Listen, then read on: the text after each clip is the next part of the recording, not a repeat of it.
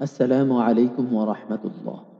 কয়েকদিন ধরেই আমরা বাংলা উচ্চারণের বিভিন্ন নিয়ম কানুন রীতিনীতি শিখছি এবং প্র্যাকটিস করছি।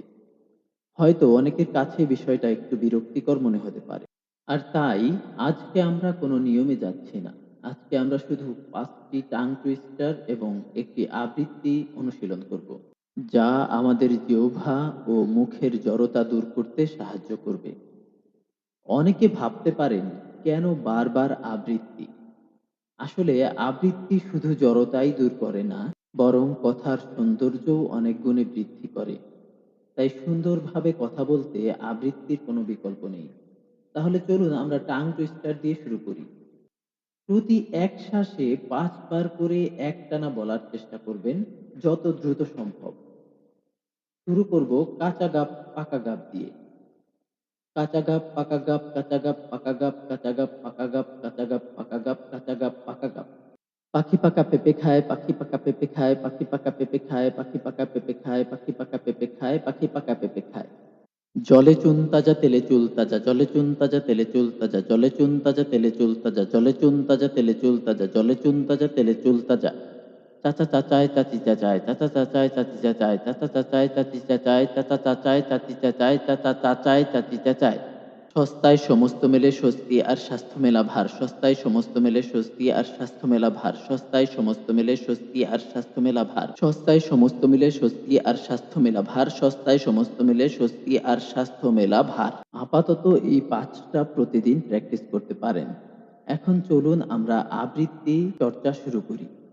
কবিতা ধুরমর সুকান্ত ভট্টাচার্য। হিমালয় থেকে সুন্দরবন, হঠাৎ বাংলাদেশ কেঁপে কেঁপে ওঠে পদ্মার উচ্ছ্বাসে।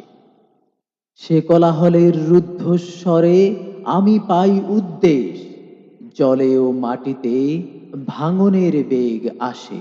হঠাৎ নিরীহ মাটিতে কখন জন্ম নিয়েছে সচেতনতার ধান, গত অকালের মৃত্যুকে মুছে আবার এসেছে বাংলাদেশের প্রাণ। হয় ধান নয় প্রাণ, এ শব্দে সারা দেশ দিশাহারা। একবার মরে ভুলে গেছে আজ মৃত্যুর ভয় তারা।